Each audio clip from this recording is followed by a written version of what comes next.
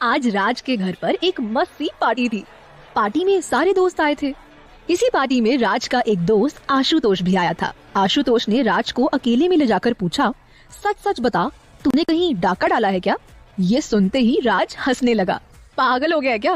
डाका क्यों डालूंगा? तो अचानक इतने पैसे कहाँ से आ गए कि इतनी लाविश पार्टी दे रहा है? सब स्टॉक मार्केट का कमाल है। ये सुनते ही आशुतोष ने कहा, लेकिन स्टॉक मार्केट में तो बहुत रिस्क है। स्टॉक मार्केट की खासियत ही यही है, यहाँ रिस्क है और इसी रिस्क से सबको इश्क है।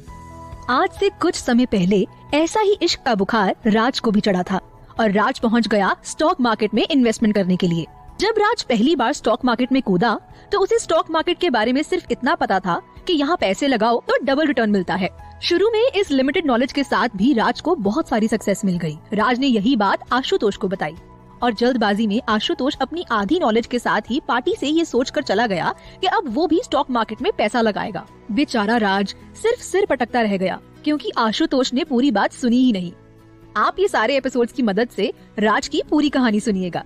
आशुतोष जिस बात को बिना सुने चला गया था वो ये था कि धीरे धीरे राज को समझ आया कि वो जिस उम्मीद से स्टॉक मार्केट में कूदा था, स्टॉक मार्केट तो वैसे चल ही नहीं रहा था। राज को इतना बड़ा धक्का लगा कि उसने सोचा आज के बाद स्टॉक मार्केट को हमेशा के लिए अलविदा। लेकिन फिर सही वक्त पर राज को अक्ल आ गई और उसने कुछ ऐसे चेंज ऑफ प्लान्स किए कि स्टॉक मार्केट से दूर भागने वाला आइडिया राज से ही दूर भाग गया। लेकिन आइए सबसे पहले समझते हैं कि राज ने गलती क्या क्या की। सबसे पहली गलती थी राज की लिमिटेड नॉलेज।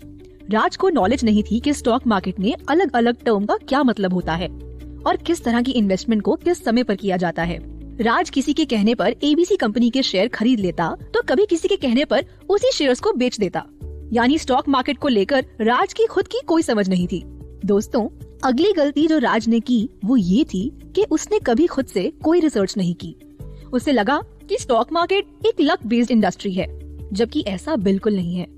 अगर आप सही तरीके से स्ट्रैटेजाइज करें तो आप बहुत सारे लॉसेस से बच सकते हैं। अगली गलती जो राज ने की वो ये थी कि उसके गोल क्लियर नहीं थे और ना ही उसकी इन्वेस्टमेंट स्ट्रैटेजीज क्लियर थी। दोस्तों, आम जिंदगी में हम काफी बार सुनते हैं कि पैर उतने ही फैलाओ जितनी आपकी चादर हो, लेकिन राज को स्टॉक मार्केट में शायद ये सीख याद ही नहीं रही। राज ने खूब सारा लोन लेकर पैसे लगा दिए और बिना रिसर्च किए किसी भी स्टॉक पर पैसे लगा देने के कारण सारे पैसे डूब गए। राज स्टॉक मार्केट में किस्मत पर इतना ज्यादा भरोसा करने लगा कि उसे लगा कि जो लॉसेस भी हो रहे हैं तो किस्मत के कारण हो रहे हैं। तो भाई इसमें क्या सीखना? आम तौर पर जब भी लोग इस तरह की बातें सुनते हैं तो उन्हें राज जैसे लोग बेवकूफ लगेंगे। उन्हें लगेगा कि अगर स्टॉक मार्केट में कूदोगे तो यही हाल होगा, लेकिन ऐसा नहीं है। स्टॉक मार्केट की समझ से इंसान अपनी डूबती हुई कश्ती को भी सहारा दे सकता है। राज ने भी यही किया और अपनी इस गलती को राज ने सुधार लिया। लेकिन राज की तरह ही उसका दोस्त आशुतोष भी एक्साइटेड होकर खूब सारा पैसा स्टॉक मार्केट में लगाता है और फिर हो गया बेचारे का लॉस। आशुतोष रोता हुआ राज के पास पहुंचा और पूछा, तुमने तो कहा था कि स्टॉक मार्केट से तुम्हें इश्क है, उसके रिस्क में ही इश्क है, लेकिन मैं तो डूब गया। राज ने कहा, मैंने सुना था कि प्यार अंधा होता है, पर तुम्हें तो स्टॉक मार्केट से अचानक इतना प्यार जाग गया कि तुम तो बहरे भी हो गए। मैं तुमसे आगे की कहानी बता ही रहा था कि भाई, शुरुआत में जो सक्सेस मुझे मिली वो इत्तेफाक था, उसके बाद इतनी जल्दी मुझे कोई सक्सेस नहीं मिल पाई। आशुतोष जैसी करनी आप मत करिएगा। सारे एपिसोड्स ध्यान से सुनिएगा।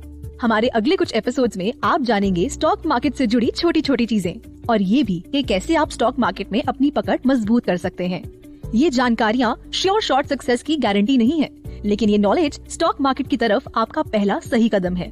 तो जुड़िएगा जरूर। अपने पहले दिन का सबक सीखने के बाद आशुतोष अब राज के घर पहुंच चुका था। प्लीज शुरू से शुरू करना।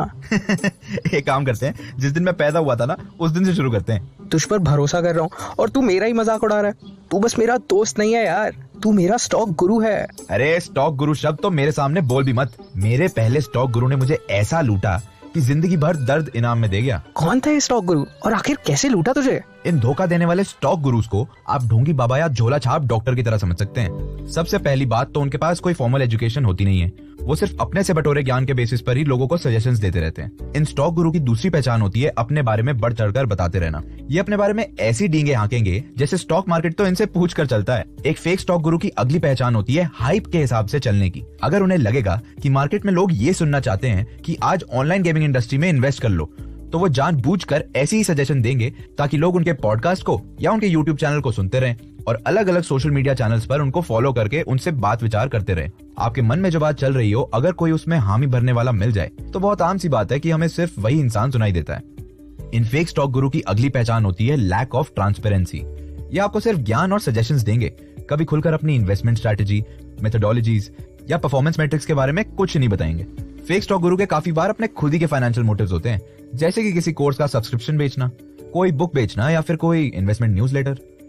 इनका उद्देश्य ये नहीं होता कि ये आपको एजुकेट करें। इस तरह अगर मान लीजिए कि किसी ने उन्हें अपने किताब का एडवर्टीजमेंट करने के पैसे दिए, तो वो आपसे कहेंगे कि इस किताब को पढ़ लो, स्टॉक मार्केट तो तुम्हारे कदमों में होगा। अब उस किताब में क्या लिखा है, क्या नहीं लिखा है, शायद उस स्टॉक गुरु ने कभी खुद भी ना पढ़ा हो। शुरुआत में जब हम किसी फेक स्टॉक गुरु से इन्फ्लुएंस हो जाते हैं तो हम उनके द्वारा बताई गई किताबें खरीद लेते हैं, उनके द्वारा बताए गए कोर्सेज खरीद लेते हैं और फिर स्टॉक मार्केट में तो हमारा पैसा डूबता ही डूबता है, लेकिन इन सारी किताबों और कोर्सेज में लगाया पैसा भी डूब जाता है। अगली खासियत इन फेक स्टॉक गुरु की यह होती है कि आप इनकी बुराई नहीं कर सकते।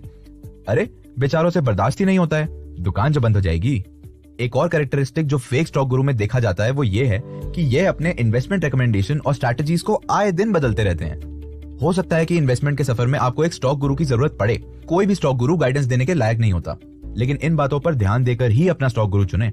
आइए इन फेक स्टॉक गुरुज की सारी खासियत दोहराएं। पहला, कि उनकी कोई भी वेरीफाइबल सर्टिफिकेट नहीं होती।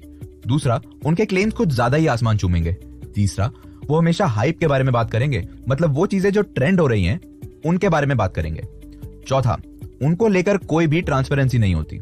पांचवा, वह सिर्फ पैसों के लिए ही गुरु का ओहदा लेकर बैठे होते हैं। छठवां, उन्हें अपने बारे में क्रिटिसिज्म सुनना बिल्कुल पसंद नहीं है। और सातवां यह है कि उनकी कोई भी कंसिस्टेंट रिकमेंडेशन नहीं होती, वह अपनी सोच और सुझाव दोनों बदलते रहते हैं।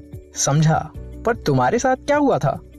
दरअसल जब मैंने स्टॉक मार्केट में अपना पैसा लगाना शुरू किया तो शुरुआत में तो मुझे खुद ही बहुत फायदा हो रहा था और मैं भी इस बात से खुश था, लेकिन कुछ समय के बाद जैसे इन स्टॉक्स ने अचानक तेजी पकड़ी थी वैसे ही वे गिरने लगे और मुझे भारी नुकसान हो गया। इस नुकसान के बाद जब मैं अपने हाथ स्टॉक मार्केट से खींचना चाहता था तो मैंने सुना कि स्टॉक मार्केट में स्टॉक गुरु का होना बहुत जरूरी है, तो मैं बना एकलव्य और अपने द्रोणाचार्य स्टॉक गुरु को ढूंढने निकल गया। लेकिन मैं भूल भी गया कि यह तो कलयुग है और कलयुग में द्रोणाचार्य को ढूंढना इतना आसान नहीं है। मैं जैसे ही स्टॉक गुरु के पास पहुंचा, उस स्टॉक गुरु ने मेरे बारे में यह बात पहले ही ऑब्जर्व कर ली थी कि मैं जल्दी पैसे कमाना चाहता हूं। इस बात को समझते ही उस स्टॉक गुरु ने मुझको ऐसा अपनी बातों में लपेटा कि मैं उस फेक स्टॉक गुरु की कही हुई सारी बातें मानने लगा। इतना ही नहीं, स्टॉक गुरु के एक दोस्त ने स्कीम चलाई थी, पैसा 10 दिन में डबल स्कीम। उस स्टॉक गुरु ने मुझे कहा कि बेटा इसमें पैसे लगा दो, खूब तरक्की होगी। मैंने पैसा लगाकर सारे पैसे बर्बाद कर दिए। ये प्रॉब्लम सिर्फ स्टॉक मार्केट तक सीमित नहीं है, स्टॉक मार्केट के बाहर भी हमारी बहुत बड़ी प्रॉब्लम है कि हम अपने ऑब्जेक्टिव्स को लेकर इतना ज्यादा पागल हो जाते हैं कि हम सब कुछ अचीव कर लेने के चक्कर में किस इंसान पर भरोसा करना चाहिए और किस इंसान पर नहीं, ये समझ ही नहीं पाते। ये सुनते ही आशुतोष ने कहा, मतलब कि किसी पे भरोसा नहीं कर सकते। अब मैं क्या करूंगा? अब तुम सही और गलत एडवाइस के बीच का फर्क समझोगे। स्टॉक मार्केट में किसी भी गलत एडवाइस से बचने के लिए आपको कुछ स्ट्रैटेजीज हमेशा अपने दिमाग में रखनी है। सबसे पहली बात, हमेशा अपने प्लान से जुड़े रहें। आप स्टॉक मार्केट में क्यों आए हैं, आपकी क्या ऑब्जेक्टिव है, ये सब अपने दिमाग में साफ होना चाहिए। दूसरी बात, अपनी रिसर्च खुद करें। आज इंटरनेट का जमाना है, इतना सारा डाटा क्या सिर्फ Amazon प्राइम और नेटफ्लिक्स पर उड़ाएंगे? थोड़ा सा स्टॉक मार्केट पर भी उड़ा लीजिए। ऐसे स्टॉक गुरु से जुड़ें जिनके पास प्रोफेशनल सर्टिफिकेट्स हों। उनके प्रोफेशनल सर्टिफिकेट्स की जांच पड़ताल भी आप कर सकते हैं। अपनी बाउंड्रीज खुद सेट कर लें। जैसे ही कोई आपको ज्यादा एडवाइस दे देकर परेशान करे, कॉल करे, उनकी स्कीम लेने की रिक्वेस्ट करे, तो उस नंबर को या तो ब्लॉक कर दो या उन्हें साफ बता दो कि ये स्कीम आपके मतलब की नहीं है। जल्दी अमीर हो जाएं, ऐसी स्कीमों में ना फंसें। जल्दी का काम शैतान का होता है और हमेशा याद रखें कि स्टॉक मार्केट में लॉन्ग टर्म गोल बहुत ज्यादा जरूरी है। ये तो हुई आज की सीख। अगले एपिसोड में हम जानेंगे कि पोर्टफोलियो क्या होता है और हम अपना पोर्टफोलियो कैसे बनाएं। आशुतोष फिर घूमता फिरता राज के पास पहुंच गया और राज से कहा, भाई तूने तो मुझे पूरी कहानी बताई ही नहीं। अच्छा ठीक है, मैं तुम्हें नया सबक, मेरा मतलब है नई कहानी सुना दूंगा, लेकिन उससे पहले मुझे ये बताओ कि पिछले सबक में तुम क्या सीखे थे। अरे मुझे बहुत अच्छे से याद है कि क्या सीखा था। तुमने मुझे सिखाया था कि हमें क्विक फिक्स स्कीम्स के पीछे नहीं पड़ना चाहिए और किसी भी झूठी फाइनेंशियल एडवाइजर पर भरोसा नहीं करना चाहिए। अपनी रिसर्च खुद करनी चाहिए और सिर्फ रिलायबल सोर्सेज पे भरोसा करना चाहिए। राज आशुतोष की बात सुनकर बड़ा खुश हुआ। ठीक है, चलो आज मैं तुम्हें अपनी कहानी का अगला सबक सिखाता हूँ। इस सबक का नाम तुम कह सकते हो पोर्टफोलियो पर वॉर। पहले राज ने आशुतोष को अपने पोर्टफोलियो के इतिहास की कहानी सुनाई और कहानी सुनाने के बाद राज ने कहा, जब मैंने स्टॉक मार्केट में कदम रखा तो मैं मार्केट की उतार चढ़ाव से इतना एक्साइटेड हो गया कि मैंने जहां जिस शेयर के बारे में सुना वो खरीद लिया। मुझे बस इतनी नॉलेज थी कि जो स्टॉक ग्रो कर रहा हो उसमें इन्वेस्ट कर दो और जो स्टॉक गिरने वाला हो उसे तुरंत बेच दो। लेकिन स्टॉक मार्केट ऐसे आसानी से एक्साइटेड हो जाने वालों के लिए नहीं है। हाँ यार, बात तो सही है। राज की नॉलेज काफी लिमिटेड थी, इसीलिए दोस्तों राज की तरह आप भी कुएं का मेंढक ना बने और अपने आप को जागरूक और जानकार बनाएं। चलो सबसे पहले जानते हैं कि पोर्टफोलियो क्या होता है। पोर्टफोलियो स्टॉक्स के ग्रुप को कहते हैं, यानी हमने जो स्टॉक्स या जो भी इन्वेस्टमेंट किया है उसे ही पोर्टफोलियो कहते हैं। इसे एक फ्रूट बास्केट से कंपेयर करके समझते हैं। जैसे एक बास्केट में सेब, अनार, केला, नारंगी, संतरा सब होते हैं, यानी अलग अलग वैरायटी के फ्रूट्स होते हैं, ठीक उसी तरह आपके पोर्टफोलियो में अलग अलग सेक्टर की इन्वेस्टमेंट्स होती हैं। राज ने आशुतोष से कहा, मैंने अपनी बीवी के गहने गिरवी रखकर स्टॉक मार्केट में पैसा लगाया था। मैंने सोचा था कि 10 लाख की ज्वेलरी गिरवी रखूंगा तो 50 लाख का उसे लाकर दूंगा, लेकिन उल्टा 10 लाख का 5 लाख हो गया। यार फिर तुमने क्या किया? उसके बाद मैंने सोचा अब तो भाई स्टॉक मार्केट को अलविदा कर देना चाहिए और कभी ना हाथ लगाने की कसम खा लेनी चाहिए। तो तुमने छोड़ दिया स्टॉक मार्केट? अरे भाई कुछ सब्र तो रख लो। दोस्तों राज की तरह कई सारे लोग लॉस के बाद स्टॉक मार्केट से अपना हाथ वापस खींच लेते हैं, लेकिन इन्वेस्टमेंट इस तरीके से नहीं की जाती है। आप खुद सोचिए कि क्या जब पहली बार आप क्लास में किसी सब्जेक्ट में फेल हुए तो आपने पढ़ाई छोड़ दी? क्या जब पहली बार आपके किसी दोस्त के साथ किसी बात पर लड़ाई हुई तो आपने दोस्ती तोड़ दी? नहीं, आपने कोशिश की अपनी गलतियों से सीखकर बेहतर बनने की। राज ने अपनी बात आगे बढ़ाई और आशुतोष से कहा, स्टॉक मार्केट में भी आपको फिर से कोशिश करनी चाहिए, लेकिन सही डायरेक्शन में। एक अच्छे पोर्टफोलियो की सबसे पहली सीढ़ी होती है प्लानिंग। प्लानिंग की भी फर्स्ट स्टेज होती है गोल सेट करना। स्टॉक मार्केट को लेकर आपका गोल क्लियर होना चाहिए। गोल्स बहुत अलग अलग तरीके के होते हैं। कुछ लोग अपनी मौजूदा वेल्थ को बढ़ाना चाहते हैं, तो कुछ ऐसे लोग होते हैं जिनके पास अभी तो बहुत अच्छा सोर्स ऑफ इनकम है, लेकिन भविष्य में रिटायरमेंट के बाद सोर्स ऑफ इनकम की प्लानिंग कर रहे होते हैं। ये इच्छा प्राइवेट सेक्टर में काम कर रहे लोगों में ज्यादातर देखी जाती है। प्लानिंग की अगली स्टेज होती है अपने आप को बेसिक कंसेप्ट से इंट्रोड्यूस करवाना। एग्जाम्पल के तौर पर पहले हम अपना गोल चुनते हैं, जैसे एजुकेशन। फिर एजुकेशन के लिए हम स्कूल जाते हैं। स्कूल जाकर भी हम एक दिन में एजुकेट तो नहीं होते। स्कूल में पहले हम बेसिक सीखते हैं, जैसे ABCD। उसी तरह हमें स्टॉक मार्केट से जुड़े कुछ बेसिक टर्म्स को सीखना होगा और उन्हें समझना होगा, जैसे कि stock, bond, mutual fund, ETFs, ये सब क्या होते हैं, इनकी बेसिक जानकारी रखनी होगी। प्लानिंग की तीसरी स्टेज होती है इन्वेस्टमेंट की अलग अलग स्ट्रैटेजीज को समझना।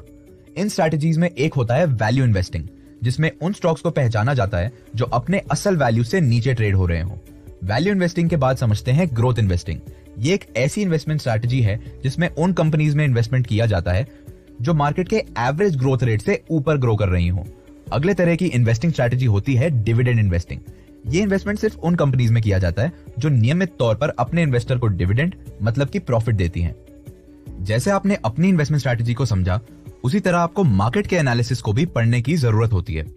मार्केट एनालिसिस में भी अलग अलग तरह के एनालिसिस होते हैं, जैसे fundamental technical analysis and sentiment analysis. Virtual trading platform की मदद से आप अपनी नॉलेज को बार बार टेस्ट भी कर सकते हैं। जब आप वर्चुअल ट्रेडिंग प्लेटफॉर्म पर इन्वेस्टमेंट की प्रैक्टिस करते हैं तो आपको असली पैसों को दांव पर नहीं लगाना पड़ता। लेकिन फायदे की बात यह रहती है कि ट्रेडिंग प्लेटफॉर्म पूरी तरह से असली मार्केट की तरह काम करता है। तो जैसे हमने शुरुआत में एजुकेशन का एग्जाम्पल लिया था और स्कूल में एडमिशन की बात की थी, तो वर्चुअल यानी कि नकली ट्रेडिंग प्लेटफॉर्म एक तरीके से स्कूल में होने वाली एग्जामिनेशन की तरह है। सबसे जरूरी बात है कि हमेशा इन्फॉर्म्ड रहें, न्यूज देखें, मार्केट डेवलपमेंट को पढ़ें, जो बिजनेस से जुड़ी मैगजीन्स होती हैं उन्हें पढ़ें। यूट्यूब पर ट्रेडिंग के बारे में चर्चा करने वाले लोगों को सुने। कुएं के मेंढक की तरह अपने कान बंद ना रखें। इंटरनेट के जमाने में इंफॉर्मेशन पाना मुश्किल काम नहीं है, इसलिए आप जहां चाहें वहां बैठकर स्टॉक मार्केट पर नॉलेज बटोर सकते हैं। लेकिन परेशानी ये है, आपको ये पता होना चाहिए कि किससे ट्रेडिंग की नॉलेज लेनी है और किससे नहीं। ट्रेडिंग एक्सपर्ट्स के बारे में सही से जांच पड़ताल करें और सिर्फ जानकार लोगों की ही लिखी हुई किताबें और यूट्यूब चैनल को सुनें। अपने प्लान को निजी तौर पर बनाएं, किसी और के प्लान को कॉपी करने की कोशिश ना करें। ये बिल्कुल ना सोचे कि किसी और को जिस तरह से फायदा हुआ है उसी तरह फायदा आपको भी हो जाए। अपनी फाइनेंशियल स्टेट, अपनी फाइनेंशियल एम्बिशन को ध्यान में रखकर प्लान बनाएं और समय समय पर अपने प्लान को रिव्यू भी करते रहें। जरूरत पड़ने पर प्लान को बदल भी सकते हैं, लेकिन कोई भी डिसीजन जल्दबाजी में ना लें। सबसे अहम बात यह है कि चाहे स्टॉक मार्केट हो या जिंदगी से जुड़ी कोई भी चीज, इंसान हर बार बहुत कुछ सीख लेने के बाद भी गिरता है। ऐसे में उसे कोशिश करनी चाहिए कि वो उठकर फिर खड़ा हो और अपनी गलती से सीख लेकर आगे आने वाले समय में बेटर डिसीजंस ले।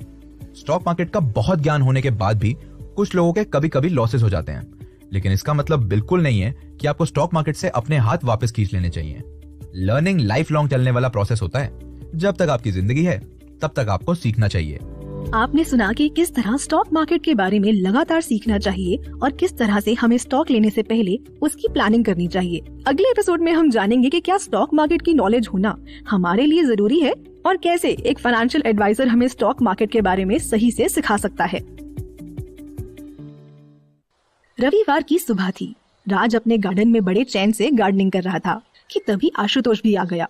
आशुतोष को देखते ही राज ने कहा, अरे संडे को तो स्कूल में भी छुट्टी होती है, तुम आज यहाँ कैसे आ गए? अब आपने सीखने की लत ही ऐसी लगा दी कि सीखना तो पड़ेगा, लेकिन ये तो बताइए कि सीखना कहाँ से शुरू करना है। पिछले सबक में तो आप कह रहे थे हमें जिंदगी भर सीखना रहता है, लर्निंग कभी खत्म ना होने वाला प्रोसेस होता है, लेकिन सवाल यह है कि लर्न करे कहाँ से। बहुत बार नए इन्वेस्टर्स को स्टॉक मार्केट से जुड़े कोर्सेज या कंसल्टेशन के बारे में नहीं मालूम होता है।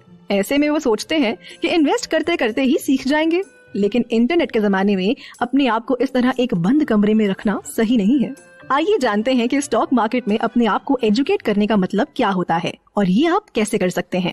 आज के सबक का नाम क्या देंगे टीचर साहब? आज मैं तुम्हें बताऊंगा कि मैंने एक फाइनेंशियल एडवाइजर के साथ कोर्सेज और कंसल्टेशन लेकर खुद को कैसे एजुकेट किया, और इस सबक का नाम रखते हैं ज्ञान की उड़ान।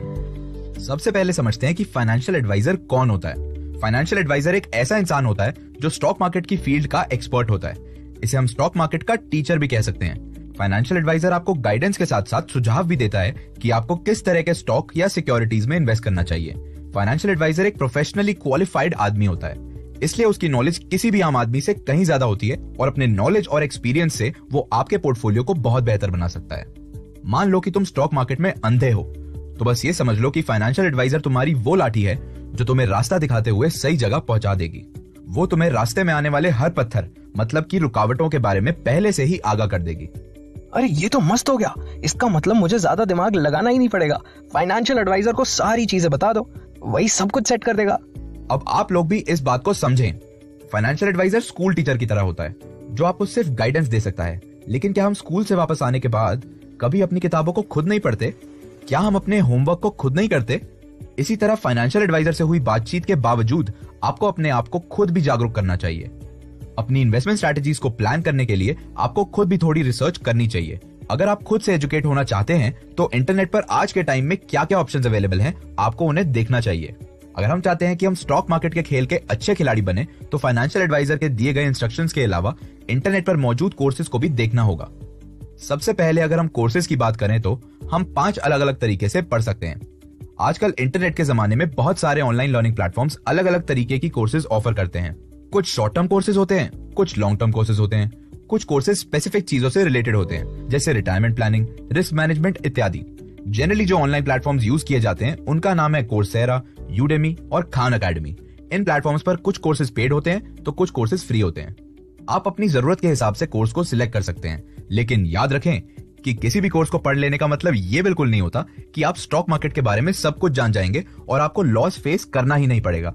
हो सकता है कि ट्रेडिंग के दौरान आपको लॉस भी हो, तो उसके लिए आपको पहले से ही मेंटली प्रिपेयर होना पड़ेगा। ऑनलाइन प्लेटफॉर्म से आगे बढ़े तो कुछ यूनिवर्सिटी और कॉलेज सर्टिफिकेट प्रोग्राम्स भी प्रोवाइड करते हैं, लेकिन रोजमर्रा में छोटी मोटी ट्रेडिंग करने वाले लोग इस तरह के कोर्सेज को अटेंड करना समय की बर्बादी समझते हैं। वैसे ही आप अपने गोल और जरूरत के हिसाब से सर्टिफिकेशन कोर्स चूज करें। इसके बाद प्रोफेशनल ऑर्गेनाइजेशंस भी होती हैं जैसे कि चार्टर्ड फाइनेंशियल एनालिस्ट। ये इन्वेस्टमेंट प्रोफेशनल्स के लिए ग्लोबली रिकॉग्नाइज्ड सर्टिफिकेशन कोर्स है। ये उन लोगों के लिए होता है जो पूरी तरह से स्टॉक मार्केट के बिजनेस में ही अपना प्रोफेशन रखते हैं। इसके साथ ही साथ एक दूसरा कोर्स होता है फाइनेंशियल प्लानिंग एसोसिएशन। ये भी आपको एजुकेशनल रिसोर्सेज प्रोवाइड करता है। इसे वो चुन सकते हैं जो फाइनेंशियल प्लानिंग के करियर में अपना नाम बनाना चाहते हैं। किसी भी यूनिवर्सिटी या ऑर्गेनाइजेशन से सर्टिफिकेट कोर्सेज करना तब जरूरी हो जाता है जब आप खुद एक क्रेडिबिलिटी के साथ इस मार्केट में उतरना चाहते हैं और एक फाइनेंशियल एडवाइजर का रोल अदा करना चाहते हैं। इसके अलावा अगर आप एक क्लाइंट के तौर पर स्टॉक मार्केट में हैं, तो जिस भी बैंक, ब्रोकरेज फर्म या इन्वेस्टमेंट एडवाइजर के साथ आप जुड़े हुए हैं, आप उनसे भी कुछ एजुकेशनल मटेरियल मांग सकते हैं। इसके अलावा भी कुछ किताबें या पॉडकास्ट हैं आप जिनकी मदद ले सकते हैं। अपनी पढ़ाई के अलावा आप समय समय पर अपने फाइनेंशियल एडवाइजर से भी अपने डाउट्स पूछ सकते हैं। इसके अलावा आप ये भी कोशिश कर सकते हैं कि जो चीज आप सीख रहे हैं, जो चीज आप पढ़ रहे हैं, उन्हें प्रैक्टिस मिले।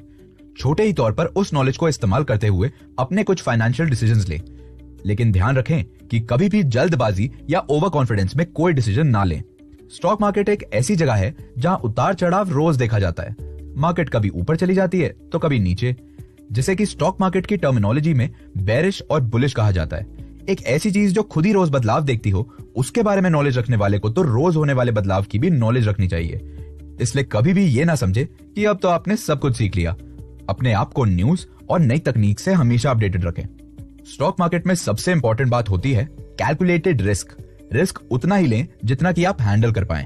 तो जब आप अपने नॉलेज से कोई नया डिसीजन लें तो इस बात का ध्यान रखें कि अगर वो डिसीजन आपके हक में ना आए तो आपको कोई ऐसा लॉस ना हो जिससे कि आपकी जिंदगी बिखर जाए। आखिर में हमेशा अपनी फाइनेंशियल जर्नी पर रिफ्लेक्ट करते रहें, उसको रिव्यू करते रहें। आपने क्या सीखा, क्या नहीं सीखा, जो सीखा उसका क्या असर हुआ, ये जानना और समझना बहुत जरूरी है। स्कूल में जब हम एग्जाम देकर आते हैं तो हम उस एग्जाम के बारे में पूरी तरह से भूल नहीं पाते। हम एग्जाम के बाद जब हमारे पेपर्स चेक होकर वापस आते हैं तो उन पेपर्स को देखना चाहते हैं। हम ये देखना चाहते हैं कि हमने क्या गलतियां की, जो चीज हमें आती थी क्या हमने उसमें भी गलतियां की। बस इसी तरह स्टॉक मार्केट में जब आप कोई डिसीजन ले तो उसका क्या इंपैक्ट हुआ, और वो इंपैक्ट अगर पॉजिटिव हुआ तो कैसे हुआ, और अगर नेगेटिव हुआ तो क्यों हुआ, इस बात पर भी गौर करें। जिसे पानी में रहना हो वो तैरना सीखे, और जिसे आसमान में रहना हो वो उड़ना सीखे। इसका मतलब ये है कि स्टॉक मार्केट में अपने एम्बिशन को ध्यान में रखते हुए नॉलेज बटोरें। अगले एपिसोड में हम जानेंगे कि किस तरह हमारे आसपास हो रही घटनाएं हमारे स्टॉक पर असर डालती हैं और किस तरह से स्टॉक मार्केट में अपने लॉस को कवर करने के लिए एक लॉन्ग टर्म गोल बनाएं।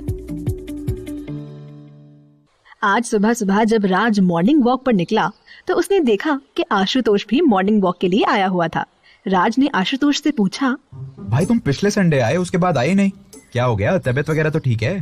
तबीयत तो ठीक है, लेकिन तुमने क्या कोई पार्टी रखी थी जो मैं तुम्हारे घर आता? अरे पार्टी नहीं, स्टॉक मार्केट के सारे सबक पूरे काम हुए थे। अगला सबक सीखने तो तुम आए ही नहीं। सब कुछ तो सीख लिया, अब और क्या सीखना है?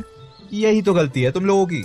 याद है पिछली बार मैंने कहा था कि जब स्टॉक मार्केट रोज इतने सारे उतार चढ़ाव देख सकता है तो तुम्हें भी कभी अपनी लर्निंग को रोकना नहीं चाहिए। तो ठीक है, आज के सबक का नाम बताओ। मॉर्निंग वॉक करते करते ही सीख लेते हैं।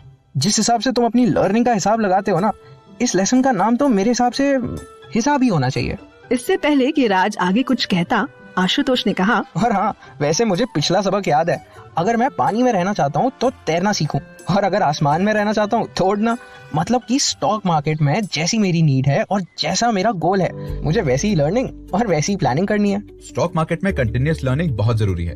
अपने पिछले सीखे गए सबक के साथ हम एक नई स्ट्रैटेजी तो बना लेते हैं, पर हम ये भूल जाते हैं कि कभी कभी उस नई स्ट्रैटेजी को भी रिवाइज करने की जरूरत पड़ सकती है। क्या कभी किसी को कहते सुना है कि ABCD तो सीख ली, अब सेंटेंस बोलना क्यों सीखना? या सेंटेंस बोलना तो सीख लिया, अब सेंटेंस मिलाकर स्टोरी लिखना क्यों सीखना? स्कूल में हम प्री नर्सरी से स्टार्ट करते हैं और 12th तक पढ़ाई करते हैं। उसके बाद हम प्रोफेशनल कोर्सेज भी करते हैं, लेकिन इतना सब पढ़ने के बाद भी जब हम अपने काम या जॉब पर आते हैं तो हमें और बेहतर बनाने के लिए कंपनियां कई बार हमारी ट्रेनिंग कराती हैं, या कभी कभी कंपनियां वर्कशॉप्स भी कराती हैं। इतना सब करने के बाद तब जाकर कहीं हम अपने काम में परफेक्ट बनते हैं। तो अब जब आपने स्टॉक मार्केट में कदम रख ही लिया है तो स्टॉक मार्केट में परफेक्ट बनने से परहेज कैसा? तो चलिए स्टॉक मार्केट में कंटिन्यूअस लर्निंग की जरूरत को देखते हैं। सबसे पहला रीजन है लॉन्ग टर्म गोल्स। जब हम शुरुआत में स्टॉक मार्केट को ज्वाइन करते हैं तो हम इस नजरिए से इन्वेस्ट करते हैं कि आज पैसा डालो और कल ही अमीर बन जाओ। मतलब कि हमारा गोल शॉर्ट टर्म होता है और इस चक्कर में हम प्रॉफिट कम, लॉस ज्यादा कमाते हैं। हमें शॉर्ट टर्म गोल की बजाय लॉन्ग टर्म गोल पर फोकस करना चाहिए। लॉन्ग टर्म गोल्स के लिए इन्वेस्टमेंट को काफी सालों तक एक ही स्टॉक में लगाए रखना होता है। ऐसे में ये बहुत जरूरी है कि हम अपनी लर्निंग को हमेशा रिवाइज करते रहें, ताकि हमें पता हो कि जहां हमने पैसे लगाए हैं या जिस स्टॉक को हमने खरीदा है वो हमें आगे फायदा देगा या नहीं। कंटिन्यूअस लर्निंग को चालू रखने का दूसरा बहुत बड़ा रीजन है रिस्क मैनेजमेंट। रिस्क मैनेज करना इन्वेस्टमेंट करने का एक बहुत जरूरी हिस्सा है। कुछ ऐसे स्टॉक होते हैं जिनमें हम इन्वेस्ट कर देते हैं क्योंकि हमें लगता है कि वो मार्केट में ग्रो करेंगे, पर उनको लेकर मार्केट में काफी अनसर्टेनिटी होती है। यहाँ तक कि बहुत सारे अच्छे फाइनेंशियल एडवाइजर्स या एक्सपर्ट्स भी आपको उस स्टॉक के बारे में सही नॉलेज नहीं दे पाते। ऐसे में कंटिन्यूअस लर्निंग हमें ये मौका देती है कि हम अपने रिस्क को अगर प्रॉफिट में ना भी बदल पाएं तो कम से कम लॉस में ना बदलने दें। इसका मतलब ये है कि हम 50 रुपए को 75 रुपए नहीं बना पा रहे तो कम से कम ऐसा ना हो कि लॉस होकर आप अपने पूरे 50 रुपए गवा दें। कंटिन्यूअस लर्निंग का एक सबसे बड़ा सोर्स है न्यूज। मान लीजिए कि ऑनलाइन गेमिंग का एक पर्टिकुलर भाग बहुत अच्छा ग्रो कर रहा है। आपने भी उस सेक्टर में खूब सारी इन्वेस्टमेंट कर दी, लेकिन सरकार अपने सेशंस के दौरान उस भाग को बैन करने का डिसीजन ले लेती है। अब बैन होते ही वो सारी कंपनियां जो उस भाग में काम कर रही थी वो बंद हो जाएंगी। ऐसे में अगर आपने उस सेक्टर में पैसे लगाए होंगे तो वो तो सारे के सारे डूब ही जाएंगे। इसलिए बहुत जरूरी है कि आप हर वक्त न्यूज से जुड़े रहें। जब भी सरकार इस तरह का कोई भी कदम लेने वाली होती है तो न्यूज चैनल आपको समय रहते इस बारे में आगाह जरूर करते हैं। कोशिश करें कि अच्छे बिजनेस न्यूज चैनल के साथ में अपना समय व्यतीत करें। चाहे रूस यूक्रेन की वॉर हो या कोविड, हर चीज का फर्क स्टॉक मार्केट पर जरूर पड़ता है। कोविड के दौरान मार्केट ज्यादातर लॉस में ही चल रहा था। इस दौरान जिन्होंने बहुत अच्छा रिस्क मैनेजमेंट किया होगा उन्होंने अपने लॉस के कारण कोई बहुत बड़ा धक्का नहीं खाया होगा। अब रूस यूक्रेन वॉर की बात करें तो उस वॉर के कारण भी कुछ कंपनियों के स्टॉक डाउनफॉल देख रहे होंगे। ऐसे में अपना पैसा कब निकालना है, वॉर खत्म कब हो सकती है, वॉर का असर स्टॉक पर कब तक रहेगा, इन सवालों के जवाब आपको न्यूज चैनल के थ्रू ही मिल सकते हैं। और ये एक ऐसी प्रक्रिया है जिसमें एक दिन की बात सुनने से कुछ नहीं होगा। आपको रोज न्यूज चैनल पर आ रही अपडेट्स को फॉलो करना होगा और इसी को तो कहते हैं कंटिन्यूअस लर्निंग। कंटिन्यूअस लर्निंग को जारी रखने का बहुत बड़ा रीजन होता है जिसे कहते हैं बिहेवियर फाइनेंस। हमारी आदत होती है बायस्ड हो जाने की। हमारे इमोशंस काफी बार हमारे दिमाग पर काबू पा लेते हैं और हमें एक पर्टिकुलर डिसीजन को लेने पर मजबूर कर देते हैं। बहुत बार हम पैसे की कमी से जूझ रहे होते हैं तो हमें लगता है कि जितने भी पैसे हैं सब इस बढ़ते हुए स्टॉक पर लगा दो, पैसे ज्यादा हो जाएंगे तो जिस कमी से हम गुजर रहे हैं वो खत्म हो जाएगी।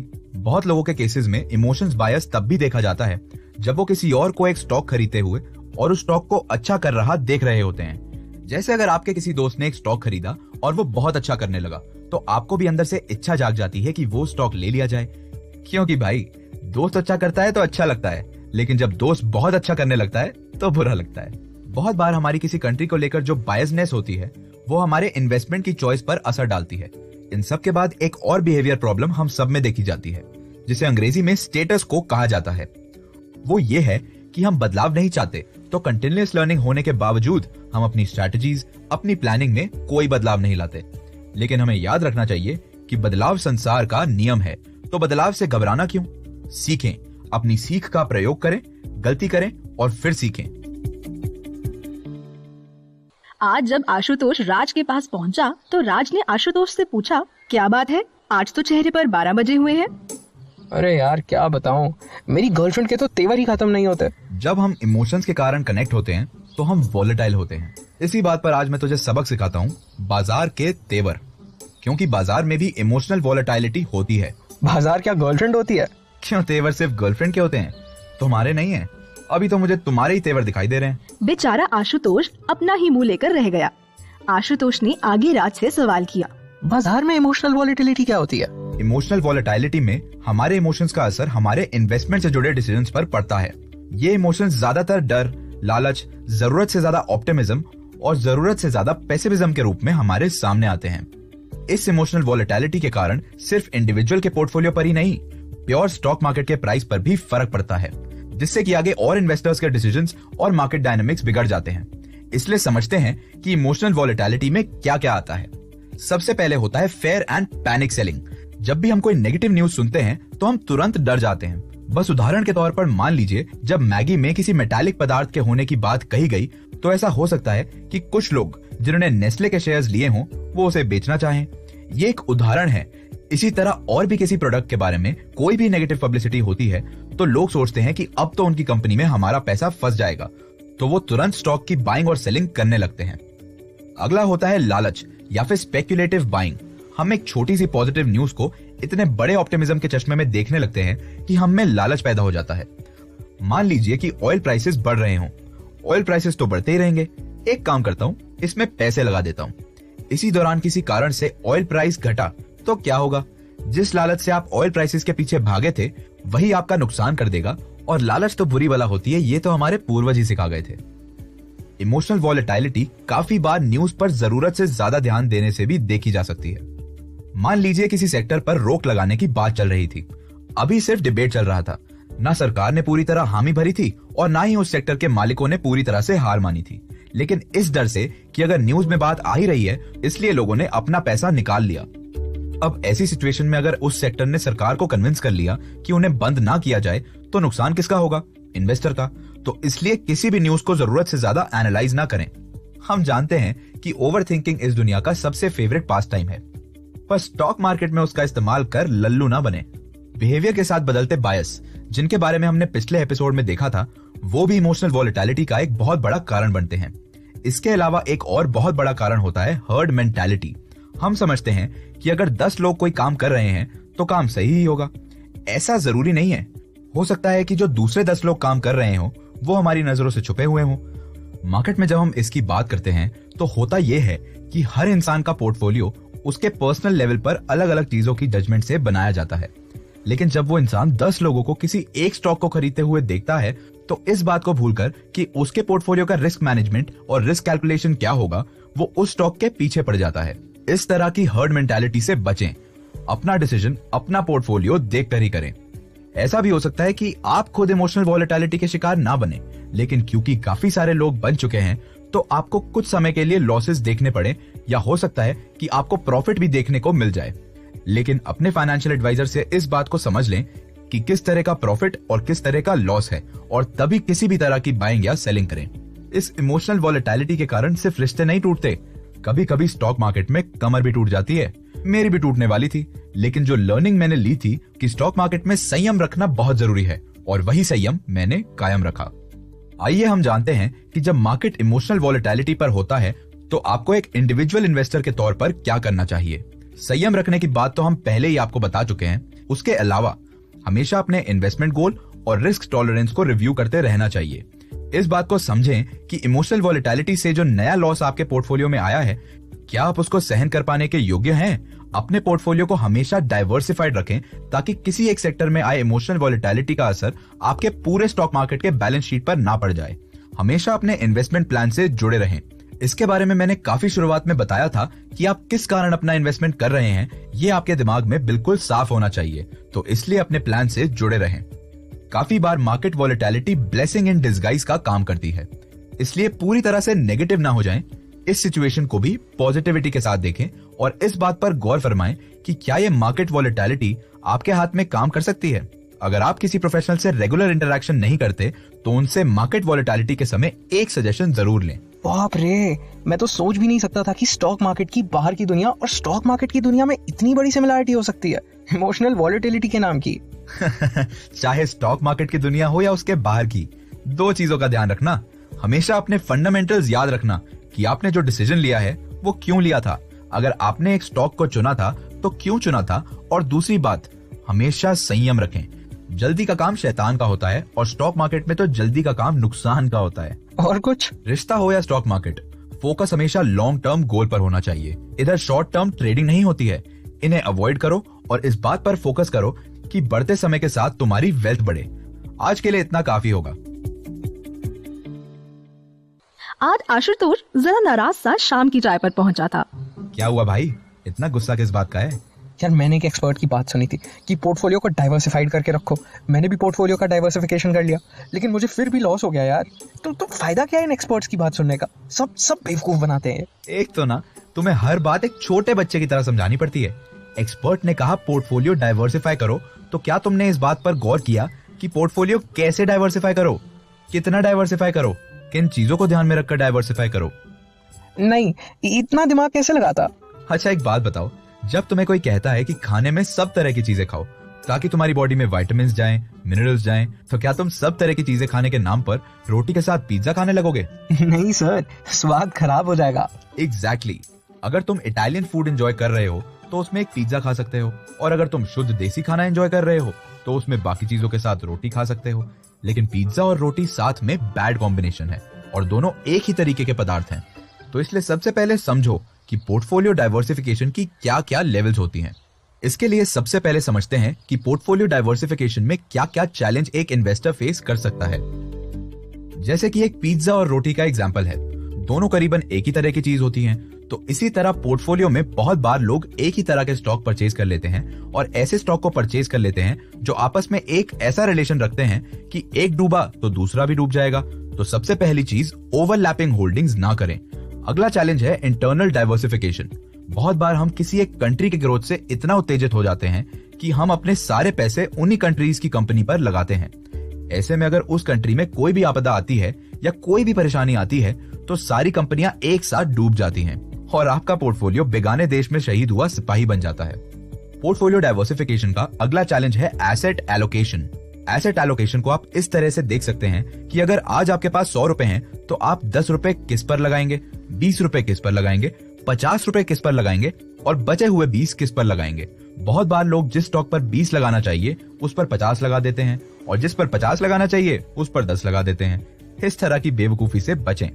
वैसे तो हम आपको ओवरलैपिंग होल्डिंग्स में कोरिलेशन का मतलब पहले ही समझा चुके हैं, पर अगर कोरिलेशन को लेकर डीप में बात करें तो एग्जाम्पल के तौर पर मान लीजिए कि बाजार में दूध महंगा हो गया। अब दूध महंगा होने से हो सकता है कि लोग चाय पीना कम कर दें, तो चाय पत्ती के मार्केट को प्रॉब्लम हो सकती है। हो सकता है बच्चे चॉकलेट मिल्क पीना बंद कर दें, तो चॉकलेट पाउडर बनाने वाली कंपनी का नुकसान हो सकता है। इसे कहते हैं ओवरलैपिंग। ये उदाहरण बहुत छोटे स्तर का है। मार्केट में बहुत बड़े बड़े कोरिलेशंस होते हैं जिनसे बहुत बार हम अवेयर नहीं होते। यही काम आता है लर्निंग और कंटिन्यूअस लर्निंग। अगला चैलेंज है पोर्टफोलियो मॉनिटरिंग और रीबैलेंसिंग। बहुत बार ऐसा होता है कि हम एक बार तो बहुत सोच बूझकर अपने डिसीजंस बनाते हैं, बहुत रिसर्च करते हैं और अपनी स्ट्रैटेजी बनाते हैं, लेकिन फिर अपने पोर्टफोलियो को भूल सा जाते हैं और हमारा पोर्टफोलियो ड्रॉअर में रखी बंद फाइल की तरह बस बंद ही रह जाता है। इस बात का ध्यान दें कि हो सकता है कि जो शेयर आपने आज से 5 साल पहले 10 रुपए के हिसाब से खरीदा हो, वह उस समय 10 पर खरीदने के लिए सही था, लेकिन आज उस शेयर को 50 रुपए के दाम पर खरीद लेना चाहिए। तो इस तरह की रीबैलेंसिंग पर फोकस करें। अब आइए समझते हैं कि इन चैलेंजेस के बावजूद भी आप पोर्टफोलियो डाइवर्सिफिकेशन सही तरह से कैसे कर सकते हैं। इसमें आपका सबसे पहला स्टेप होता है अपना इन्वेस्टमेंट गोल सेट करने का। इन्वेस्टमेंट गोल सेट करने के लिए आपको 3 चीजों का ध्यान रखना है। सबसे पहले, आप ये पैसे किस लिए बनाना चाह रहे हैं। आप अपना कितना समय स्टॉक मार्केट में दे सकते हैं। क्या आपका प्लान शॉर्ट टर्म है, मीडियम टर्म है या लॉन्ग टर्म है। और तीसरी चीज, आप कितना रिस्क टॉलरेट कर सकते हैं। रिस्क टॉलरेशन का एक बहुत सिंपल सा एग्जांपल आप समझ सकते हैं कि एक रबर बैंड को काफी हद तक खींचा जा सकता है, पर इसका मतलब ये नहीं है कि वह कश्मीर से कन्याकुमारी पहुंच जाए। एक वक्त आएगा जब वह टूट जाएगा। तो अपनी कमर टूटने से पहले अपने इन्वेस्टमेंट पर रोक लगा लें। अगला स्टेप है अपना एसेट क्लास समझना। एसेट क्लास का मतलब होता है stock, bond, cash equivalent, real estate और ऑल्टरनेटिव इन्वेस्टमेंट, जैसे कि किसी कमोडिटी या प्रेशियस मेटल में। जैसे कि आपने आजकल सोवरेन गोल्ड बॉन्ड स्कीम्स के बारे में बहुत सुना होगा। अगला स्टेप होता है अपना एसेट एलोकेशन डिसाइड करने का। एसेट एलोकेशन मतलब कहां कितना पैसा लगाना है। इसमें भी अलग अलग प्रकार होते हैं।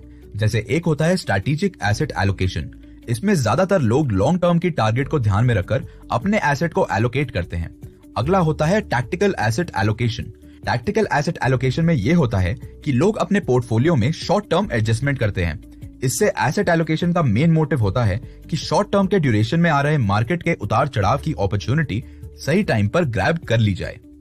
स्ट्रेटेजिक और टैक्टिकल एसेट एलोकेशन के बाद आता है dynamic asset allocation. Dynamic asset allocation की खास बात यह है कि डायनामिक एसेट एलोकेशन एक तरह की चाय है, जिसमें दूध मतलब स्ट्रेटेजिक एलोकेशन और पानी मतलब टैक्टिकल एसेट एलोकेशन को अपने जरूरत के हिसाब से कम ज्यादा करके मिक्स किया जाता है। एसेट एलोकेशन इस बात पर भी किए जा सकते हैं कि आप अपने रिस्क को कितना सह सकते हैं या एक पर्टिकुलर एसेट पर कितना रिस्क आता है। और दूसरी बात यह है कि आप इनकम की तरफ देख रहे हैं या ग्रोथ की तरफ। जैसे कि आप इनकम जनरेट करना चाहते हैं, आप चाहते हैं कि स्टॉक मार्केट से आपकी सालाना सैलरी की तरह कमाई आती रहे, तो आप बॉन्ड या डिविडेंड पेइंग स्टॉक्स में इन्वेस्ट कर सकते हैं।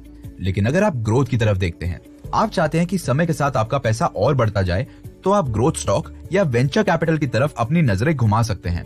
एसेट एलोकेशन का सबसे बड़ा पॉइंट यह है कि हमेशा अपने पोर्टफोलियो बास्केट में ग्लोबल डाइवर्सिफिकेशन रखें, जिसका मतलब यह है कि अलग अलग कंट्रीज की कंपनीज को अपने बास्केट में जगह दें। आज का सबक यही है कि अपने पोर्टफोलियो को और अपनी जिंदगी को एक बैलेंस के साथ चलाएं।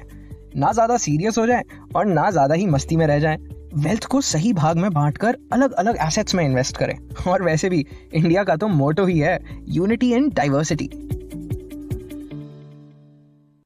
आज समय का चक्र थोड़ा उल्टा घूम गया था। शायद सूरज पश्चिम से निकल आया था। आज आशुतोष राज के घर नहीं, राज आशुतोष के घर पहुंच गया था। आशुतोष के घर पहुंचते ही राज ने देखा कि आशुतोष अपने गार्डन में मस्त चाय पी रहा है। राज ने आशुतोष से पूछा, तू ठीक तो है? हाँ यार, मुझे क्या होगा? अरे मार्केट गिर गया ना, तो मुझे लगा कहीं टेंशन में तेरा बीपी शुगर ना बढ़ गया हो। अरे मुझ पर नहीं तो कम से कम अपनी दी हुई सबक पर तो भरोसा कर ले। कोई मेरा बीपी शुगर नहीं बढ़ा है, मार्केट तो गिरता चढ़ता रहता है यार, मैंने अपना संयम बरकरार रखा हुआ है। आशुतोष ने बिल्कुल सही कहा, मार्केट तो सच में गिरता चढ़ता रहता है। वैसे ये मार्केट के गिरने और चढ़ने के क्या क्या कारण होते हैं? इसमें सबसे पहला कारण कह सकते हैं इंटरेस्ट रेट। किसी भी कंट्री में जो फेडरल बैंक होती है, जैसे कि हमारे यहाँ आरबीआई है, वह सालाना अपने इंटरेस्ट रेट्स जारी करती है। इन इंटरेस्ट रेट्स का असर मार्केट में हर उस फर्म पर पड़ता है जो लोन की लेन देन में इन्वॉल्व है। अब क्या कोई बिजनेस बिना लोन किए ग्रोथ कर सकता है? बिल्कुल भी नहीं।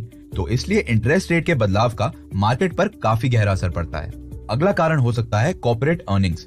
कॉर्पोरेट अर्निंग्स बहुत बड़ा रोल प्ले करती है, क्योंकि कभी कभी कोई कंपनी अपनी एक्सपेक्टेड अर्निंग तो बहुत बताती है पर उतना कमा नहीं पाती। मान लीजिए कि कोई कंपनी 100 करोड़ का प्रॉफिट बताती है पर बाद में सिर्फ 70 या 75 करोड़ ही करती है, या कभी कभी उससे भी कम। ऐसे में उस कंपनी या उस सेक्टर में इन्वेस्ट कर रहे लोगों का भरोसा डगमगा जाता है और हड़बड़ाहट में वह अपना पैसा निकालने लगते हैं। एक इंडिविजुअल इन्वेस्टर के तौर पर इस चीज का असर आप पर पड़ सकता है, लेकिन संयम बना कर रखें। मार्केट के उतार चढ़ाव का अगला कारण हो सकता है मार्केट सेंटिमेंट। बहुत बार कुछ समय के लिए मार्केट सेंटिमेंट बिगड़ जाता है। बहुत सारे लोग हर्ड मेंटालिटी का हिस्सा बन जाते हैं और इस कारण पूरा का पूरा मार्केट डगमगा जाता है। अगला रीजन हो सकता है इकोनॉमिक इंडिकेटर्स। इकोनॉमिक इंडिकेटर्स का मतलब होता है जैसे जीडीपी और अनएम्प्लॉयमेंट रेट या कंज्यूमर का स्पेंडिंग बिहेवियर। मान लीजिए कि दिवाली का टाइम है तो जाहिर सी बात है कि रंगोली बिकेगी, कपड़े बिकेंगे, मिठाई बिकेगी और दिए बिकेंगे। तो जो लोग इस बिजनेस से जुड़े होंगे, जाहिर सी बात है इस वक्त प्रॉफिट में चल रहे होंगे। इंडिविजुअल्स काफी बार इस सीजनल चेंज को बहुत सीरियसली ले लेते हैं और इस पर बेस्ड डिसीजंस भी ले लेते हैं। कभी कभी नेचर का असर स्टॉक मार्केट पर भी पड़ता है, जिसे हम एक्सटर्नल शॉक कह सकते हैं, जो कि नेचुरल डिजास्टर जैसे बाढ़, भूकंप या फिर ग्लोबल पैंडेमिक जैसे कि कोविड या फाइनेंशियल क्राइसिस जो कि 1931 में देखी गई थी। इन सब चीजों का असर भी स्टॉक मार्केट पर पड़ सकता है, लेकिन कुछ समय के बाद मार्केट अपने आप रिवाइव कर जाती है। एक और रीजन जो स्टॉक मार्केट फेलियर के पीछे हो सकता है वो है मार्केट वैल्यूएशन। बहुत बार जब कोई कंपनी स्टॉक मार्केट में कदम रखती है तो वो उसकी वैल्यूएशन को बहुत ज्यादा आंक लेते हैं।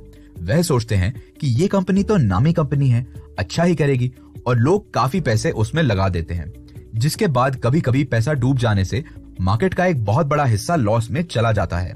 इसके कारण पूरे मार्केट को एक डाउनफॉल देखना पड़ता है। मार्केट के डाउनफॉल का आखिरी रीजन हो सकता है जियोपॉलिटिकल इवेंट, जो कि इंटरनेशनल लेवल पर चल रहा हो। इस बारे में हम काफी हद तक पहले भी बात कर चुके हैं और इस पर नजर रखने के लिए आपको न्यूज से अपडेटेड रहना जरूरी है। और भाई, जब दूसरे के घर में झगड़ा हो जाए तो आपका कितना ही बस चल पाएगा। मार्केट का उतार चढ़ाव बहुत आम सी बात है, यह ना हो ऐसा हो ही नहीं सकता। इसलिए मार्केट को साइक्लिकल कहा जाता है। साइक्लिकल जो कि एक सर्कल बनाए, जो चीज जहां से शुरू होती है फिर वापस वहीं आती है। तो आइए देखते हैं कि मार्केट साइक्लिकल कैसे होता है। सबसे पहले आता है एक्सपेंशन फेज। एक्सपेंशन फेज का मतलब वह समय होता है जब सारी चीजें बहुत बुलिश सेंटिमेंट से चल रही हों, यानी सिर्फ तरक्की कर रही हों। उसके बाद आता है पीक। पीक वो समय होता है जब आप एक ऐसी ऊंचाई छू ले जिसके ऊपर की वह मार्केट या वो सेक्टर ग्रो ही नहीं कर सकता। उसके बाद आता है कॉन्ट्रैक्शन फेज, जिसे कि रिसेशन भी कहते हैं। रिसेशन में ये जो रॉकेट की स्पीड से ऊपर गया मार्केट होता है, वो उसी रॉकेट की स्पीड से नीचे आ रहा मार्केट बन जाता है।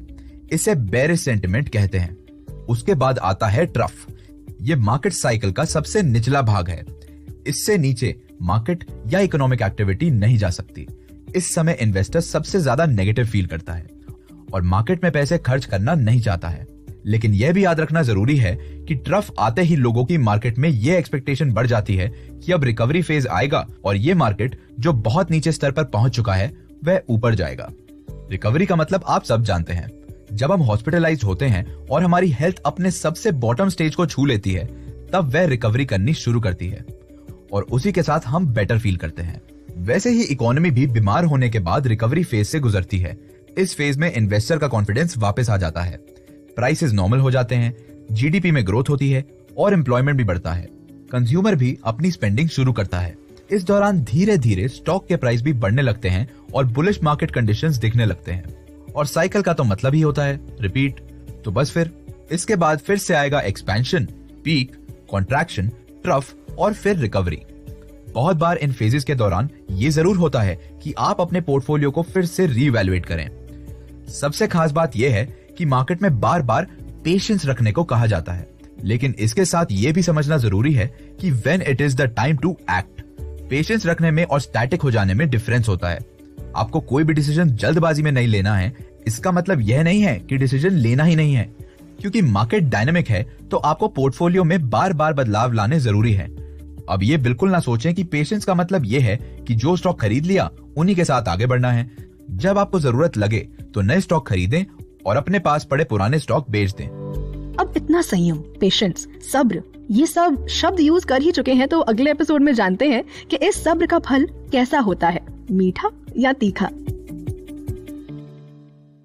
आज राज और आशुतोष दोनों ही एक बहुत बड़े रिजॉर्ट में आशुतोष का बर्थडे सेलिब्रेट करने आए थे।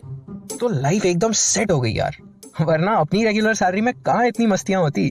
लेकिन सही समय पर सही स्टॉक में इन्वेस्ट करके ही आज हम इस रिजॉर्ट के मजे उठा रहे हैं। हाँ, लेकिन जरूरी नहीं है कि हर इंसान जो स्टॉक मार्केट में पैसा लगाए उसकी किस्मत में ये 5 स्टार रिजॉर्ट हो। बहुत बार हमें शुरुआत में लॉसेस भी होते हैं और बहुत बार हम जरूरत से ज्यादा पैसा लगाकर पछताते भी हैं। बात तो सही है, समझदार वही है जिस पर सब्र की घड़ी है। तुमने तो काफिला मिला लिया। बड़े बुजुर्ग कह गए हैं कि सब्र का फल मीठा होता है।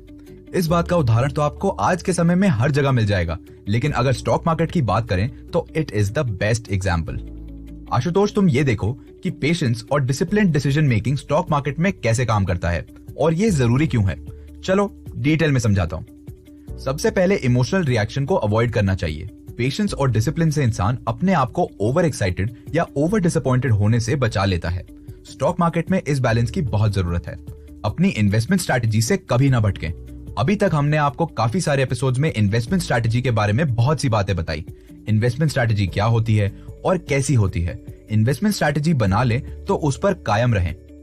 बहुत बार मार्केट में एक अलग तरीके की वॉलेटिलिटी आ जाती है। ये वॉलेटिलिटी किसी भी कारण हो सकती है, जैसे कि इकोनॉमिक फैक्टर्स के कारण, फाइनेंशियल फैक्टर्स के कारण या जियोपॉलिटिकल फैक्टर्स के कारण। कभी घर में छोटे मोटे झगड़े हो जाएं, तो क्या उन छोटे मोटे झगड़ों से आप कोई बहुत बड़ा डिसीजन ले लेते हैं? वैसे ही स्टॉक मार्केट में भी कोई भी बड़ा डिसीजन ना लें। अपना सब्र कायम रखें। ओवर ट्रेडिंग को अवॉइड करें। अब ओवर ट्रेडिंग को क्यों अवॉइड करना चाहिए? होता यह है कि जब आप बार बार ट्रेड करते हैं तो आपको ट्रांजैक्शन कॉस्ट भरना पड़ता है, आपके ट्रेडिंग पर टैक्स लगता है और आपके इन्वेस्टमेंट परफॉर्मेंस पर असर पड़ता है। ओवर ट्रेडिंग से आपके लॉन्ग टर्म इन्वेस्टमेंट ऑब्जेक्टिव्स पर भी बहुत बुरा असर पड़ता है। कोशिश करें कि सिर्फ हाई क्वालिटी इन्वेस्टमेंट अपॉर्चुनिटीज पर ही अपना ध्यान लगाएं। पेशेंस और डिसिप्लिन डिसीजन मेकिंग का अगला जरूरी रीजन है कि अपनी अपॉर्चुनिटीज को कैपिटलाइज करें। फेवरेबल अपॉर्चुनिटीज का इंतजार करें। अब मान लीजिए कि आपको कॉलेज के समय में गोवा घूमने जाने की परमिशन चाहिए थी और आप उसी दिन अपने पापा के पास परमिशन लेने पहुंच गए जिस दिन आपका रिजल्ट आया था, जिसमें आपको 60% मिले थे। तो क्या लगता है, गोवा जाने मिलेगा? बिल्कुल भी नहीं। इसी तरह मार्केट में हर चीज का एक सही समय होता है। किस अपॉर्चुनिटी पर किस समय हाथ मारना है, इस चीज को समझने के लिए आपको सब्र की जरूरत होती है। ऐसी बात है कि लॉन्ग टर्म गोल्स अचीव करने के लिए सब्र रखना बहुत जरूरी है। जब तक खीर बहुत देर तक गैस पर खोलेगी नहीं, तब तक उसका स्वाद आएगा कहां से? वैसे ही जब तक आपका इन्वेस्टमेंट अच्छे से अपनी जगह नहीं बनाएगा, तब तक उसका रिटर्न आएगा कहां से? तो इसलिए सब्र और डिसिप्लिन डिसीजन मेकिंग के एसेंशियल फीचर्स को याद रखें। पहला, इमोशनल रिएक्शन अवॉइड करें। दूसरा, अपने इन्वेस्टमेंट स्ट्रैटेजी से जुड़े रहें। तीसरा, मार्केट वॉलेटिलिटी से अपने आप को बचाएं। ओवर ट्रेडिंग ना करें। अपॉर्चुनिटीज को सही टाइम पर ग्रैब करें। और आखिरी, हमेशा लॉन्ग टर्म गोल्स पर फोकस करें। सच में कितनी भयानक जर्नी है, इतने उतार चढ़ाव। कितनी बार तो हिम्मत भी हार गए और कितनी बार तो फ्रॉड लोगों के साथ भी फंस गए, लेकिन फिर भी अंत भला तो सब भला। ये बात तो तुमने बिल्कुल सही कही। अब तो मैं छोटे मोटे दाव पेच खेलता ही नहीं हूँ, लंबी रेस का घोड़ा हूँ मैं। देखना, ओवर कॉन्फिडेंस में मत पड़ जाना। कभी कभी छोटी मोटी जीत भी सेलिब्रेट कर लेनी चाहिए।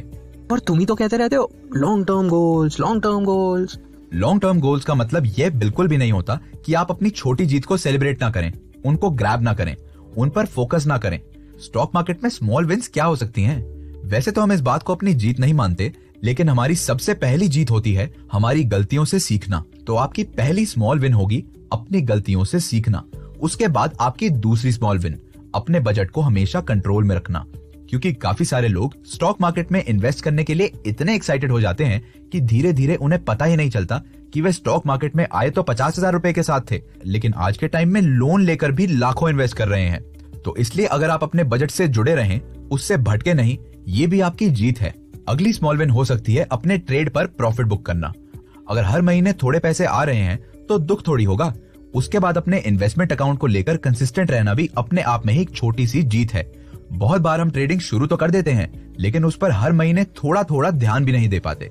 सालों बाद या महीनों बाद उस पर वापस आते हैं तो हमें खुद ही नहीं पता होता कि हमारा गोल क्या था और हमारी स्ट्रैटेजी क्या थी।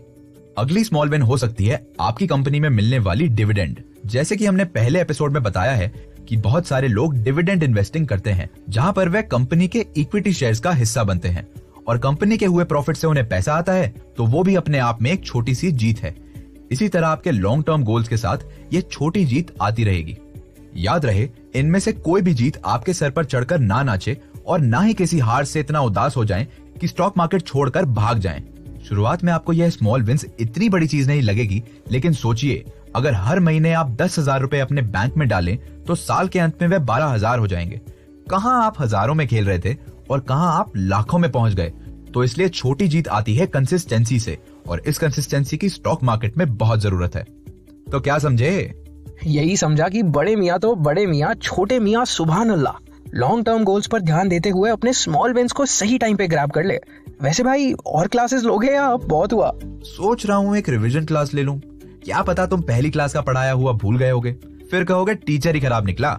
इस बार दोनों दोस्त हंसने लगे और अपनी इन्वेस्टमेंट जर्नी में आगे बढ़ने लगे। ये सफर बेहद ही सुहाना रहा।